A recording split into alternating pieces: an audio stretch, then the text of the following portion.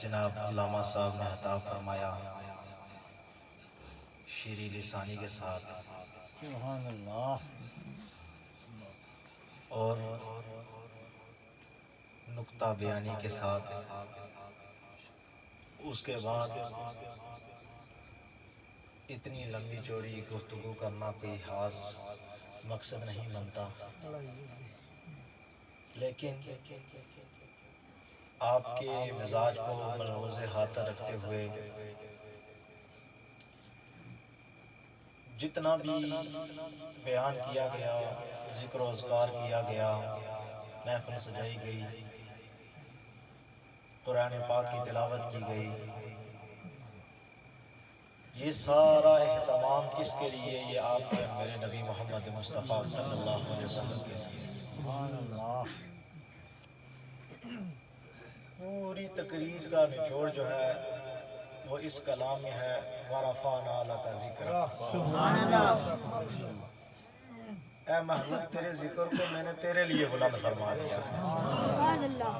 آج اس دیرہ کی زمین پر یہ بیٹھے ہوئے علماء اکرام، حفاظ اکرام، نوجوان اور دیگر یہ بزرگ اتنے ٹائم سے یہاں پر بیٹھے ہوئے یہ کیا کر رہے ہیں؟ یہ حضور کا ذکر ہی تو بلند کر رہے ہیں۔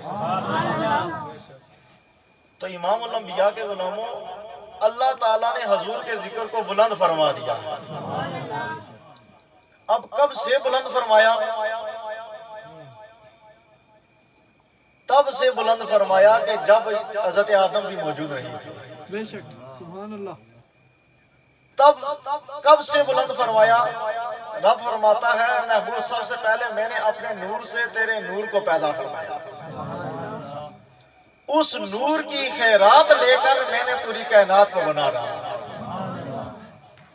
تو پتہ کیا چلتا ہے کہ اس وقت بھی ہمارے اور آپ کے نبی موجود تھے جب کوئی چیز دنیا کی موجود نہیں تھی، حتیٰ کہ یہ فرشتے، جنت، دوزخ، یہ آسمان، یہ جتنی بھی جو مخلوق ہے، حضرت آدم بھی موجود نہیں تھے، حضرت انسان بھی موجود نہیں، کوئی چیز بھی موجود نہیں تھی۔ اس وقت بھی اگر موجود تھی تو وہ آپ کے اور میرے نبی کی ذات موجود تھی۔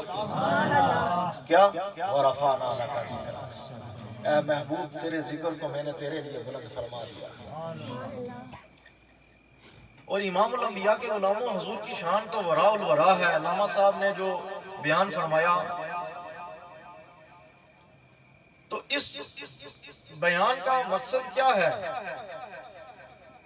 کیا آیا ہم نے صرف بیان سن کر اپنے کانوں کو سکون دینا ہے یا ان کو لذت حاصل کر کے واپس چلے جانا ہے؟ امام الانبیاء کے غلاموں، ہم سب نے حضور صلی اللہ علیہ وسلم کے بتائے ہوئے راستے پر چلنا ہے، اور جو راستہ ہمیں حضور صلی اللہ علیہ وسلم نے بتایا ہے وہ راستہ اہدنا الصراط المستقیم کا راستہ ہے۔ سبحان اللہ سبحان اللہ۔ اور اہدنا الصراط المستقیم کا ترجمہ کرتے ہوئے امام احمد رضا خان فاضل بریلوی نے ایسے ترجمہ کیا، اور غیروں نے جو ترجمہ کیا وہ بھی آپ کو میں بتاتا ہوں۔ امام احمد رضا خان فاضل بریلوی نے جو ترجمہ کیا ہے اور غیروں نے جو ترجمہ کیا ہے، اس میں کتنا آپ کو فرق نظر آئے گا، آپ کو بات سمجھ آ جائے گی۔ کہا کہ ہمیں سیدھا راستہ، اہدنا الصراط المستقیم، ہم کو سیدھا راستہ دکھا۔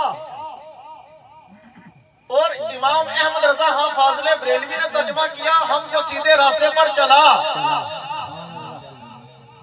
اب فرق ہے، دکھا اور دیکھنا اور بات ہوتی ہے، چلانا اور بات ہوتی ہے۔ امام الانبیاء کے غلاموں، آج اس دیرہ کی سرزمین پر آنے والوں، اہدنا الصراط المستقیم کے راستے کو اپنا لو۔